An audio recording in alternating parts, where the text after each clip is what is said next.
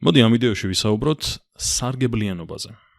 რაც იმის საზომია თუ რა რაოდენობის სარგებელს, ან კმაყოფილებას, ან ღირებულებას იღებ გარკვეული პროდუქტით, ან გარკვეული საქონლით, ან მომსახურებით.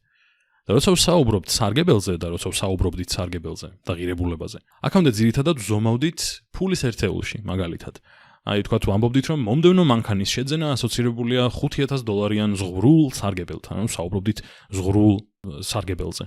და საწარმოო შესაძლებლობების ზღვარზეც როცა ვსაუბრობდით, ზუსტად ამასთან იყო დაკავშირებული. მაგრამ ახლა სარგებლიანობაზე რომ ვისაუბრებთ, ეს არის უფრო აბსოლუტური გაგება, აი ამ კმაყოფილების. ანუ რაღაც ერთგვარი ხელოვნური საზომი შემოგაქვს იმის თუ რა არის ეს კმაყოფილება, ან რამდენ კმაყოფილებას იღებ, თქვათ, შოკოლადის შეძენით. და შეგვიძლია რომ ეს ხელოვნურად შემოტანილი საზომები მივანიჭოთ ამ თქვათ 1 შოკოლადის შეძენას, 2 ცალი შოკოლადის შეძენას, ან 1 კილოგრამი ხილის, ან 2 კილოგრამი ხილის და ასე შემდეგ, შევადაროთ ეს ყველაფერი ერთმანეთს და ამის მეშვეობით, ამ ხელოვნურად შემოტანილი ქულების მეშვეობით განსაზღვროთ ის რაღაცები, რაც უკვე ვიცით, ანუ ნელ-ნელა ავაგოთ ის ცოდნა, რაც გვაქვს თქვათ მოთხოვნის გრაფიკების შესახებ, ან იმის შესახებ თუ როგორ კავშირში არის პროდუქტის მიწოდება მის ფასთან და ასე შემდეგ. და კონკრეტულად ამ ვიდეოში გავამახვილებთ ყურადღებას ზღვრულ სარგებლიანობაზე. ზღვრული სარგებლიანობა. ანუ მაგალითად თუ ეს რაღაც სარგებლიანობის ერთეულებით გაზომილი შოკოლადი, პირველი შოკოლადი არის 100 marginal utility, ანუ ზღვრული სარგებლობის ერთეული, სარგებლიანობის ერთეული, უკვე აურია. მაშინ მომდევნოს შეძენა რამდენ ზღვრულ სარგებლიანობის ერთეულთან არის ასოცირებული. ეგაა იდეა. მაგრამ ასევე მნიშვნელოვანი არის, ხაზით ყოლად არ გამიშნავს, ასევე მნიშვნელოვანი არის, ალბათ ჯობია verses დავწერო აქ, რომ განსაზღვროთ რა განსხვავება არის ზღვრულ სარგებლიანობასა და ზღვრულ სარგებელს შორის, ესე იგი. ზღვრული სარგებელი. რეალურად დიდი განსხვავება არაა სინამდვილეში და არაა გამორიცხული, რომ წინა ვიდეოებში ზღვრულ სარგებელზე როცა ვსაუბრობდით, რაღაც მომენტში ზღვრული სარგებლიანობა მეხსენებინა შემთხვევით და ეგ ხდება. იმიტომ რომ რეალურად ორივე დაახლოებით გულისხმობს ერთსა და იმავე რამეს. მაგრამ მაინც მიკროეკონომიკის კურსის კონტექსტში განსხვავებულ რაღაცებს ნიშნავს და ყოველ შემთხვევაში ვცდილობთ რომ განსხვავებული რაღაცები ვიგულისხმოთ, როცა ამათ ვამბობთ, მაგრამ ანუ ისევ ვიმეორებ, რომ ხშირად შეგხვდებათ ხან ერთი ნათქვამი, ხან მეორე რაღაცაზე და ამიტომ კარგია რომ კონტექსტი გესმოდეთ და კონტექსტიდან ხვდებოდეთ რა იგულისხმება. მაგრამ როცა ვსაუბრობთ ზოგადად ზღვრულ სარგებლიანობაზე და რაზეც ახლა ვისაუბრებთ ამ ვიდეოში, ვსაუბრობთ ამ გარკვეულ საზომზე, რომელიც არის ზღვრული სარგებლიანობის ერთეულები, ასე ვთქვათ. და ვადარებთ ერთმანეთს სხვადასხვა რამის ზღვრულ სარგებლიანობას, ან ზოგადად მთლიან სარგებლიანობაზე, სრულ სარგებლიანობაზე შეიძლება ვსაუბრობდეთ და ვთქვათ, რომ აი 4 ცალი შოკოლადის შეძენა არის ჩემთვის ასოცირებული რაღაც 280 ქულასთან სარგებლიანობის. და რაც შეეხება ზღვრულ სარგებელს, როგორც წესი, როგორც უკვე ვთქვით, ეს ასოცირებული არის ან ფულის ერთეულთან, ანუ ფულით არის გაზომილი ამისი ღირებულება, ან შეიძლება შეადარო უბრალოდ სხვა საქონელს ან სხვა მომსახურებას.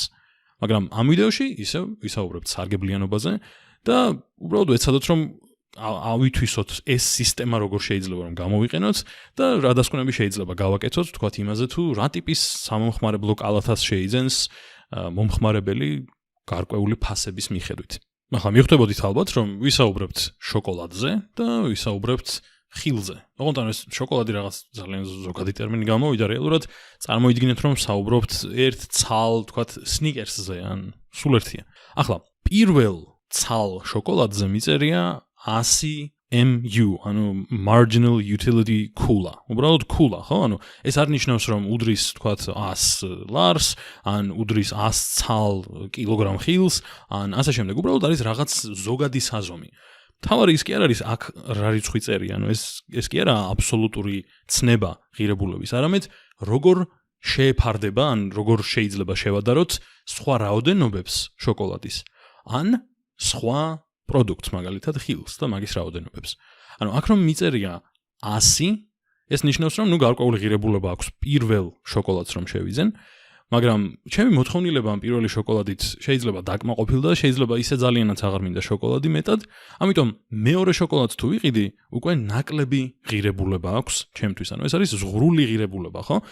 მომდევნო, ინკრემენტალური, რაც უხეში ნათარგმნია, უბრალოდ ნამატი, რომ გვაქვს ერთით მეტი, რომ გვაქვს ეს შოკოლადი, მაგას რა ღირებულება მოაქვს.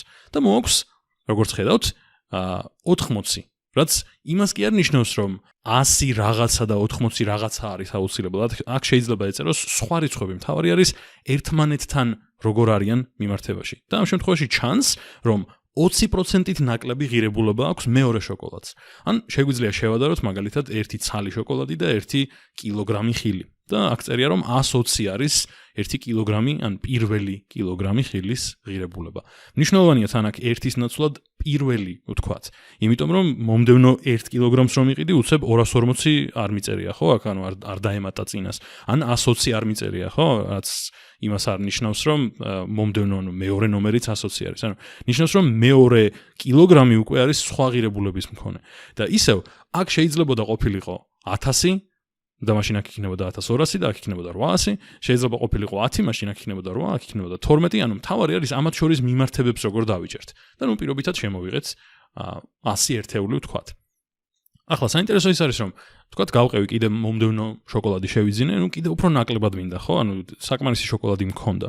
შეიძლება მეოთხე და შეიძლება მეოთხეს მერე საერთოდ უცებ 0-ზე ჩავიდეს ჩემი სარგებლიანობა, იმიტომ რომ აღარ მინდა ამდენი შოკოლადი. კიდევ თუ დავამატე შეიძლება პირიქით მინუსებში წავიდეს, იმიტომ რომ მირჩევნია მოვიშორო და აღარ იყოს ჩემს სიახლოვეში ეგ შოკოლადი.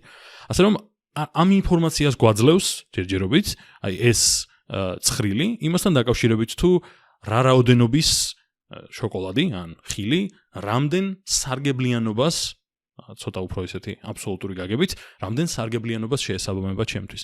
თუ მაგალითად მინდა რომ თქვა 4 კილოგრამი ხილის სარგებლიანობა რა არის, მაშინ უნდა შევკრიბო ეს სარგებლიანობები, იმიტომ რომ თითოეული მათგანი არის უბრალოდ ზღვრული სარგებლიანობა, ხო? მესამე კილოგრამი ხილის შეძენა ასოცირებული არის ამდენ სარგებლიანობის ქულასთან. მაგრამ ახლა საქმე ისაა, რომ მხოლოდ ის ინფორმაცია თუ გამოვიყენეთ, რაც აქ გვაქვს, ძალიან ბევრს ვერ გავიგებთ. შეგვიძლია მაგალითად გავარკვიოთ, რა განსხვავება არის ჩემთვის პირველ კილოგრამ ხილსა და პირველ ცალ შოკოლადს შორის, რომ თურმე მირჩევნია დაახლოებით 20%-ით, ამ შემთხვევაში ზუსტად 20%-ით პირველი კილოგრამი ხილი პირველ შოკოლადს. და თქვათ მეორე კილოგრამი ხილი 20%-ით ნაკლებად მირჩევნია პირველ კილოგრამ ხილს და მესამე კილოგრამი მეორეს 50%-ით ნაკლებად მირჩევნია და ასე შემდეგ. შეგვიძლია რომ რაღაცნაირი შედარებები გავაკეთოთ, მაგრამ მხოლოდ ეს ინფორმაცია რეალურ ღირებულებას არ მოგცემს, რეალურად ვერ გადაგვაწყვეტინებს, კარგი, ამ ცხრილის მიხედვით როგორ დავხარჯო ჩემი ფული, ხო? იმიტომ რომ ასევე უნდა ვიცოდეთ ღირებულება რა არის ხილის და ღირებულება რა არის შოკოლადის, რა ღირს ფულში, რა ღირს და არა ჩვენთვის. შესაბამისად, მხოლოდ ეს საკმარისი ინფორმაცია არ არის, ხო? ამით გავარკვევთ უბრალოდ გარკვეულ რაოდენობებს სხვადასხვა პროდუქტის ერთმანეთთან რა მიმართება აქვს. მოდი შემოვიტანოთ მაშინ ეს ინფორმაცია ფასზე, რომელიც დაგვეხმარება იმის გადაწყვეტაში თუ როგორ დავხარჯავთ ჩვენს ფულს.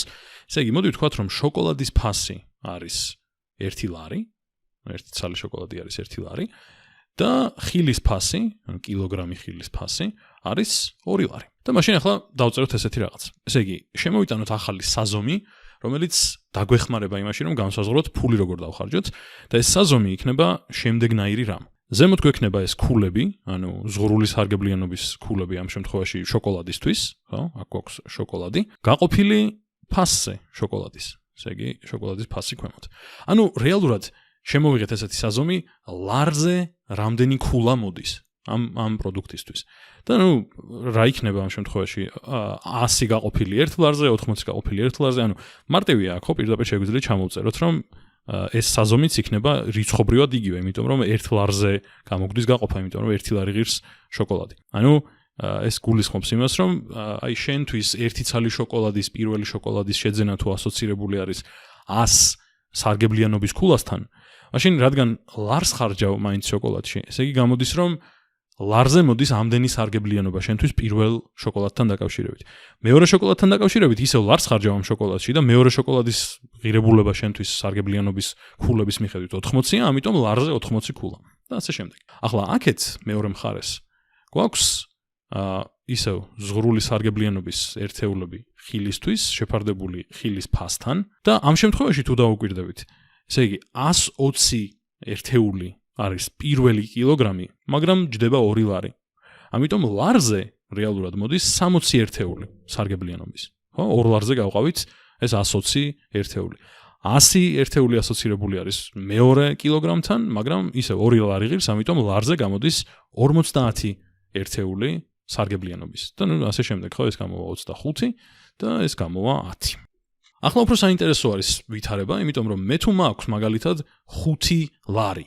რანაირად გამოვიყენებ ამ 5 ლარს? ანუ ჭკვიანურად უნდა გამოვიყენო, მინდა რომ მაქსიმალური სარგებლიანობა მივიღო ამ ჩემი 5 ლარით და ვთქვათ გადაწყვეტილი მაქვს რომ ამ 5 ლარს ხარჯავ მხოლოდ შოკოლადსა და ხილში და აი როგორ აჯობებს რომ გამოვიყენო ეს 5 ლარი. მოდი ვნახოთ პირველ ლარს სად დავხარჯავ. ესე იგი პირველი ლარი ავიღეთ, ეს არის ჩემი პირველი ლარი და ვნახოთ ამ პირველი ლარით ყველაზე მეტი სარგებლიანობა საიდან შემიძლია მივიღო. ნუ ხედავ რომ აქ მაქვს ლარზე 100 ერთეული სარგებლიანობა და სხვაგან არსად არ მაქვს მაგდენი სარგებლიანობა ლარზე.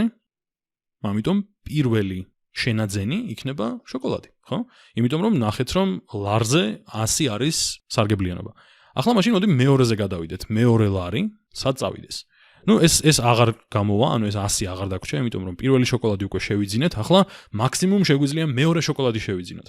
მაგრამ საქმე ისაა რომ მეორე შოკოლადსაც აქვს იმაზე მეტი სარგებლიანობა ლარზე, ვიდრე თქვათ ხილს, ხო? თუნდაც პირველ კილოგრამ ხილს, იმიტომ რომ 2 ლარი გიჯდება. ამიტომ გამოდის რომ მეორე შენაძენიც, თუ გვინდა რომ უბრალოდ ჩვენი სარგებლის მაქსიმიზაცია გავაკეთოთ, იქნება აი ეს, ანუ ისევ ხილი, კი არა, ისევ შოკოლადი. ანუ მეორე ლარიც წავიდა შოკოლადში. შემდეგ, მოდი ვნახოთ ახლა მესამე ლარი სად წავა. ახლა საინტერესო არის ის, რომ აქაც გვაქვს სინამდვილეში 60 სარგებლიანობა ლარზე და აქაც ასე რომ სულ ერთია რომელიც შეიძენ და ნუ სიმარტივისთვის თქვათ შევიძინეთ ისევ შოკოლადი პირობითად. ცხადია შეგვეძინა ხილიც, მაგრამ ხილის შემთხვევაში და ახლა რომ შევიძენთ ამ ხილს, იმიტომ რომ ეგრე უწევს დაინახავთ, რეალურად მესამე ლარი არ იქნება და საკმარისი და მოგვიწევდა მეოთხე ლარი და მეხუთე ლარი, ორივე დაგვეხარჯა, იმიტომ რომ 2 ლარი ღირს ხილი. და მე თუ მინდა რომ შევიძინო პირველი კილოგრამი ხილი, მაშინ მომიწევს 2 ლარი დავხარჯო და ახლა უკვე მართლაც აქეთ დარჩენილი მაქვს მხოლოდ 40 სარგებლიანობა და აქეთ დარჩენილი მაქვს 60 სარგებლიანობა, ასე რომ შემიძლია ახლა შევიძინო ამ, მოდი ეს შევაერთებ უბრალოდ, ამ 2 ლარით ჩემი პირველი კილოგრამი ხილი და ეს მომცემს 60 სარგებლიანობას ერთეულზე. ესე იგი, როცა შემოვიდა ფასის საზომი, მაშინ უკვე გაცილებით მარტივი გახდა იმის განსაზღვრა, შენი 5 ლარი ოპტიმალურად როგორ შეგიძლია დახარჯო და იმაზეა დამოკიდებული ლარზე რამდენი სარგებლიანობა მოდის.